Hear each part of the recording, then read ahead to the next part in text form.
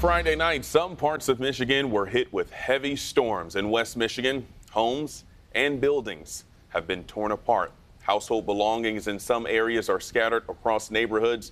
4 people were killed, while at least 12 were injured.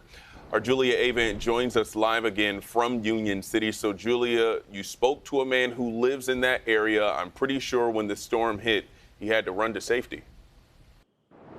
Absolutely. And you can imagine what he and other families are saying across this community. I've heard this multiple times, Terrell. Many people said they never thought something like this would come from the state of Michigan. And of course, I've heard many people saying they saw the debris and destruction coming your way. Now, about that man you mentioned, he said he actually heard from a friend who lives 45 minutes ago that a tornado was coming their way. So, of course, he and his family took shelter in the basement just to be safe. When he came upstairs, Terrell, he saw the tornado coming his way. They ran back downstairs. Here's what he said happened next. So we was down in the basement and then looking out the windows, and we saw the tornado come across those trees, and I says, well, I guess the tornado's coming. We should probably go and hide in the basement. And so we took cover and took shelter, and within a minute or two it showed up, and within 5 seconds it was gone. The sounds was just a lot of wind, a lot of rain, and then it was silent. And then walking out front and seeing your shed had flown across the street 100 feet and everything in it was kind of saddening, to say the least.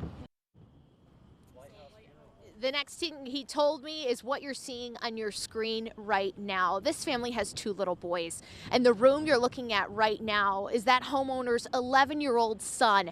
Now, luckily, he didn't show his kids. He said that they were scared, but the roof is completely missing, damaged.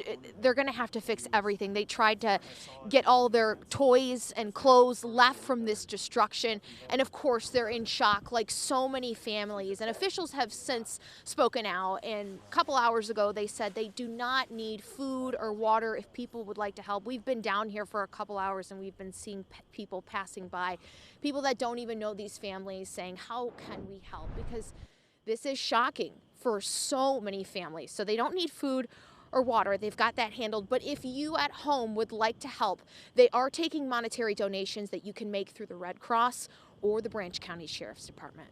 In Branch County, I'm Julia Avant, CBS News, Detroit. I can only imagine this recovery process is going to be an arduous one. Julia Avant, you and Dave, please stay safe out there in Union City. Thanks for your reporting.